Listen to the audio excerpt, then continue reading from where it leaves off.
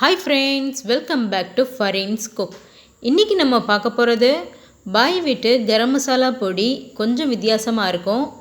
கரம் மசாலா பொடி எப்படி பண்ணுறதுன்னு பார்க்கலாம். வாங்க Farin's Cookக்குள்ளே போகலாம். சோம்பு 20 கிராம், எல்லாமே ஒரே ஈக்குவல் ரேஷியோவில் தான் இருக்கணும். பட்டை 20 கிராம், சுருள் பட்டையும் யூஸ் பண்ணிக்கலாம். ஏலக்காய் 20 கிராம், கடல் பாசி அதுவும் 20 கிராம், கிராம்பு 20 கிராம், அன்னாச்சி பூ 10 கிராம் சேர்த்தா போதும், ரொம்ப ஸ்மெல் இருக்கும்.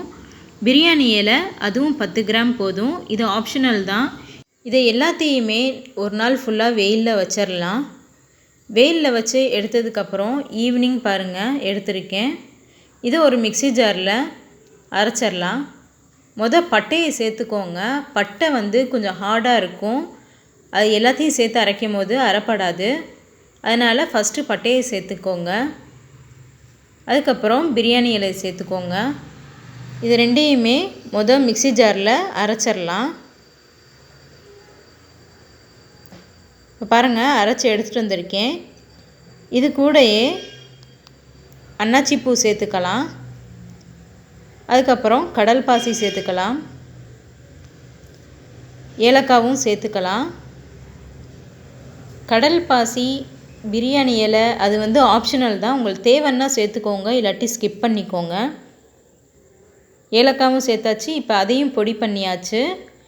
அதுக்கப்புறம் சோம்பும் கிராம்பும் மட்டும்தான் இருக்குது, அதையும் சேர்த்து நல்லா நைஸாக அரைச்சிடலாம்.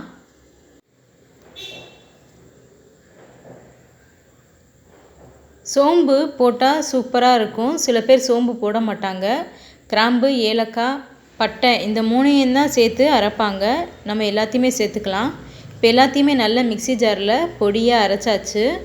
அவ்வளோதான், பாய் வீட்டு கரம் மசாலா ரெடி ஆயிடுச்சு. இது உங்கள் வீட்டில் கண்டிப்பாக ட்ரை பண்ணி பாருங்கள். ட்ரை பண்ணி பார்த்துட்டு எப்படி இருக்குன்னு கமெண்ட்ஸில் சொல்லுங்கள்.